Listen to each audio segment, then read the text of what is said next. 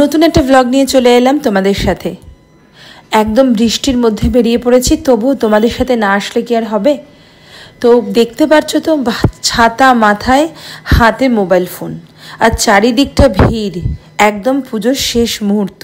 কিন্তু সামনে তো শুধু দুর্গাপুজোর পর কালী পুজো অনেক কিছু রয়েছে, তো সেই জন্যই আমি ব্লগটা তোমাদের সাথে শেয়ার করে ফেলছি।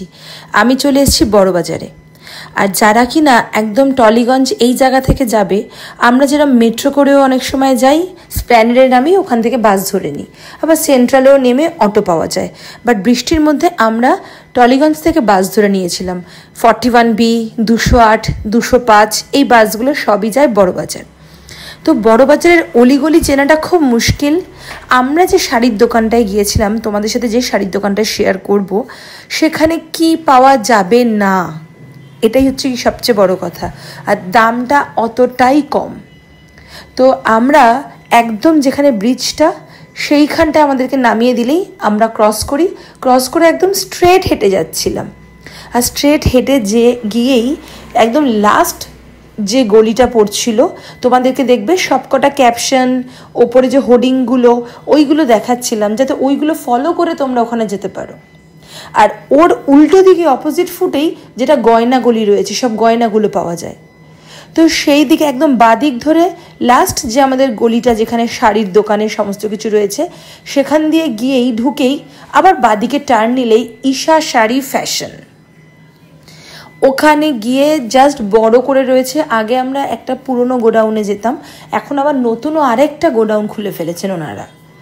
আর সব রকম হ্যান্ডলুম, বুটিক, কাঁথা স্টিচ, পিওর সিল্ক, শিফন, কি নেই যেন। শাড়ি দেখলেই পাগল পাগল লাগে। আমরা যে কত শাড়ি কিনেছি তার নেই ঠিক। তো তোমাদেরকে লোকেশনটা কিন্তু যেরমভাবে আমি যাচ্ছি, যেরমভাবে তোমাদেরকে আমি লোগোগুলো বা বড় বড় হোর্ডিংগুলো দেখাচ্ছি, ঠিক ওগুলোকে ফলো করেই কিন্তু তোমরা চলে যেতে পারবে। আর ঢুকা মাত্রই তো বৃষ্টি হলে কি হবে, শাড়ির পর শাড়ি। প্রথমে একটু বয়স্কদের শাড়িগুলো দেখছিলাম, কারণ অনেক গিফট পারপাসের জন্য শাড়ি দেওয়ার ছিল। তো সেইগুলো দেখার পরে ওখান থেকে কিছুটা নিয়েই চলে গিয়েছিলাম নতুন দোকানটায়। সেখানেও তো এক্সেবারকার এক কালেকশন।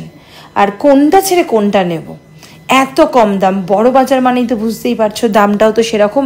আর প্রপার জায়গায় না পৌঁছতে পারলে কিন্তু খুব চাপ। তো সব মিলিয়ে প্রায় অনেক, 10টা-12টা শাড়ি আমাদেরই কেনা হয়েছে।